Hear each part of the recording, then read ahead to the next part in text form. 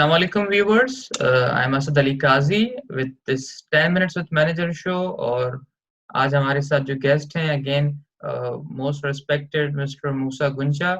He is currently working as a category head or you can call it as a procurement manager at Ufone. Basically this is the wireless group जो PT Sale और Ufone दोनों की मामलात को comparatively देख रहे होते हैं. He has mashallah 12 plus years experience. He work in a different domains as well, like project management and again the business development side and the procurement, the technical outsourcing side.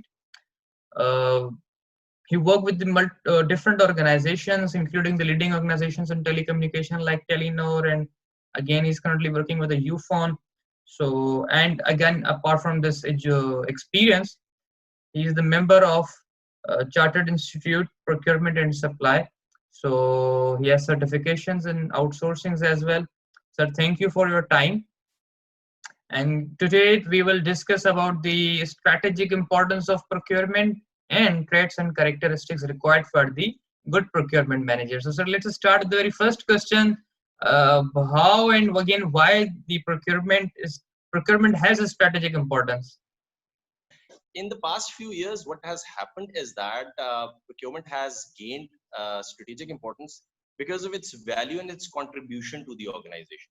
So we have to see it from its direct contribution to the bottom line. Bottom line means कि आपकी जो company की organization की जो cost head है, ये उनको कैसे manage करता है. So अगर मैं इसको एक line में कहूँ तो मैं ये कह सकता हूँ कि anything that is good or bad happening on the supplier front can be tracked back to the procurement. It is so important. फिर इसमें जो strategic importance वाली चीजें हैं, आपने I'm sure different written context के अंदर आपने academia के अंदर आपने 5 rights of supply chain सुने होंगे.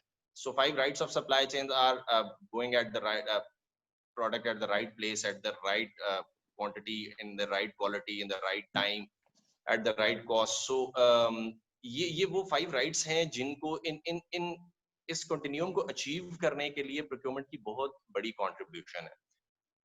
फिर इसके अलावा जो strategic importance इसके अंदर आ जाती है वो ये आ जाती है कि हम जो है किसी भी procurement function को अब strategy के तहत देखते हैं. For example, अब ये organization की जो main जो broader strategy होती है कि हम किन supplier markets में जाना चाहते हैं, हम किन चीजों को देखना चाहते हैं, ये एक तो उसको factor in करता है. दूसरा फिर इसमें एक और बड़ी इंपॉर्टेंट चीज आ जाती है कि अब स्ट्रेटेजिक इंपॉर्टेंस इस वजह से आ गई है कि अब सस्टेनेबिलिटी गोल्स भी ऑर्गेनाइजेशंस अपने साथ लेके चलती हैं. सो सस्टेनेबिलिटी गोल्स बड़े बड़े इंपॉर्टेंट है, which is called people, profit and planet. So हम इन सारे एस्पेक्ट्स को अब इस प्रोक्योरमेंट फंक्शन का रोल बहुत ज्यादा क्रिटिकल हो जाता है क्योंकि ये सप्लायर साइड को इंश्योर करा रहा होता है on the supply chain. And this function leverages its position to actually get these goals rolled on. फिर इसमें एक और जो strategic importance है वो आ जाती है जी supplier relationship management. बहुत ही important है supplier का relationship और supplier relationship management जो है ना वो organizations ने realize किया है कि they've become their strategic partners. So in order for them to deliver and go in long run without the supplier relationship, they cannot move ahead. और इस relationship को बड़ा technically और बड़ा systematically manage किया जाता है from the procurement organization. And if it is not managed well, so sometimes organization tend to lose. अभी सबसे biggest example COVID की है. So अगर आप COVID में supply chain से related या procurement से related कोई भी seminar attend करेंगे, तो उसमें it will all track back to one thing कि जी आपकी सप्लायर के साथ रिलेशनशिप और आपकी उसके साथ कितनी ओपन कम्युनिकेशन है to go through these emergency circumstances. ठीक है. सो मेरी नजर में ये बहुत ही इंपॉर्टेंट रोल है. फिर इसके अलावा जो एक और जो स्ट्रेटेजिक रोल है, organisations are presented with risks.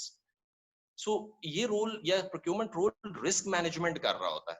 Risk management different aspect से कर रहा होता है. आपको लीगल रिस्क से प्रोटेक्ट कर रहा होता है, आपको सप्लायर रिस्क से प्रोटेक्ट कर रहा होता है, आपको सप्लायर की इवैल्यूएशन के क्या ये सप्लायर वाकई ही इन प्रोडक्ट्स को दे सकता है, क्या ये क्वालिटी या क्या इनके कंट्रोल मैकेनिज्म्स हैं, सप्लायर परफॉर्मेंस क्या है.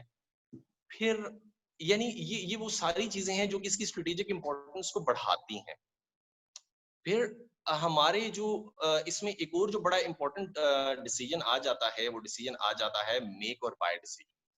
सो यहाँ पे प्रोक्योरमेंट फंक्शंस कैसे काम करते हैं, क्या इनकी इंपॉर्टेंस क्या होती है जी। मेक और बाय डिसीजंस ये होते हैं कि आपने कौन सी चीज आउटसोर्स करनी है और कौन सी चीज आपने with in your production facility या विद इन योर ऑर्गेनाइजेशन आपने अपनी कौन सी कोर प्रोडक्ट्स हैं जिनके ऊपर आपने फोकस करना है। सो होता क्या है कि डिफरेंट ऑर्गेनाइजेशंस नाउ, अगर हम बात करें मॉडर्न ऑर्गेनाइजेशंस की, तो तकरीबन in my industry 95% of the procurement spend is outsourced, which means कि हम 95% of our organization we run through suppliers from the suppliers or services from the suppliers.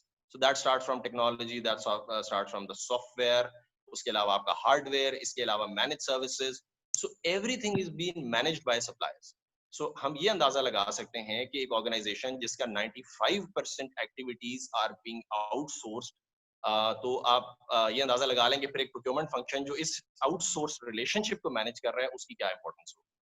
And given the current scenario और जो current situation है इसमें तो procurement का role बहुत ज्यादा इंपॉर्टेंट हो जाता है। This is a high level from why the procurement is strategically important. अच्छा, एक मूसा साहब बड़ा इम्पोर्टेंट क्वेश्चन है कि मैन्युफैक्चरिंग साइड में तो प्रोक्योरमेंट कॉस्ट वैसे ही बहुत ज़्यादा हाई होती है due to raw material and all that.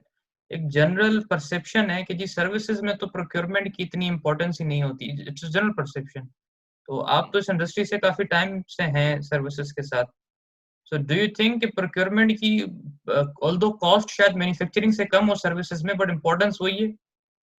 Services industry के अंदर जनरली आप देखेंगे तो सर्विसेज ड्रिवन बहुत सारी चीजें हैं। क्यों जरूरी है प्रोक्योरमेंट की एक्सपर्टीज इन बाइंग सर्विसेज, क्यों जरूरी है? क्योंकि सर्विसेज को इवेलुएट करना कि सर्विसेज आपके पास क्या आ रही हैं, सर्विसेज के बिजनेस मॉडल्स को अंडरस्टैंड करना और फिर ये देखना कि आप कौन सी सर्विसेज लेंगे तो आपको एडवांटेज होगा और कौन सी सर्विसेज है जो आपने इंसोर्स करनी। So in order to understand the whole continuum, हम लोग इस सेक्टर के अंदर बहुत सारी ऐसी सर्विसेज होते हैं जो कि आउटसोर्स कर रहे होते हैं, which is manage services. Manage services ये होती हैं जो किसी भी किस्म के जब आप सेक्टर की बात करते हैं तो इसको कहते हैं कि आप एक आउटसोर्स सप्लायर आपके आपके फंक्शन के अंदर या आपके ऑर्गेनाइजेशन के अंदर आके बहुत सारी एक्टिविटीज कर रहा होता है। और अभी जो है तकरीबन अगर मैं टोटल स्पेंड की बात करूं तो हमारे स्पेंड के अंदर तकरीबन जो हमारी जो ऑपरेटिंग कॉस्ट हैं उसमें जो आउटसोर्स्ड सर्विसेज का स्पेंड है वो तकरीबन कोई 60 to 70% चला जाता है। This includes HR, this includes managed services, this includes support services. So support services के फिर contracts होते हैं, global इसके players हैं जो कि level 1, level 2, level 3 support दे रहे होते हैं। So technology industry के अंदर तो जो services है या services की जो buying है, it is critically important. Okay fine sir, हमारे पास क्योंकि लास्ट 3 मिनट्स हैं तो हम ट्रेड्स और कैरेक्टरिस्टिक्स डिस्कस कर लेते हैं फॉर प्रोक्योरमेंट मैनेजर। तो झूठ तो बोलना चाहिए मेरे ख्याल में फॉर प्रोक्योरमेंट मैनेजर और नॉट?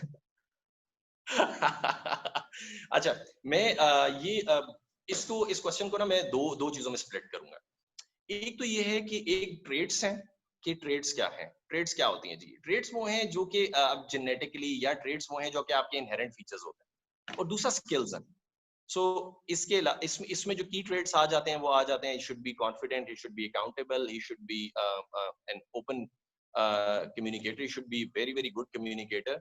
इसके अलावा अगर हम बात करें इसमें ऑनेस्टी और इंटेग्रिटी बहुत बहुत इंपॉर्टेंट। बात करते हैं कि ये स्किल कॉम्बिनेशन क्या होता है एक अच्छे प्रोक्योरमेंट मैनेजर का, in my opinion, again this is my opinion, people would have. So मेरे एक्सपीरियंस के मुताबिक जो कॉम्बिनेशन है ना वो कॉम्बिनेशन इस तरह है कि knowledge first of all, your negotiation skills and your stakeholder management, it comes at the top। ठीक है जी। नंबर 2 जो आपने इसको कॉम्बिनेशन के साथ करना है वो करना है your analytical skills, which means your cost and management skills। You should be able to break down suppliers offer, you should be able to analyze what the market is going with, you should be able to analyze कि आपकी industry कहाँ जा रही है। So analysis and analytical skills are very important। There are tools, there are practices which teams can work on to actually understand कि TCO को कैसे analyze किया जाता है। फिर जो तीसरी जो important चीज जो मैं इसमें कहता हूँ वो ये है knowledge about contracts। So modern business या जो अब 21st century business है, that is all governed through contracts and all these relationships have their backbone or base at contracts। So understanding contracts and what contracts are applicable on which business model। Thank you Musa साहब, it's wonderful session and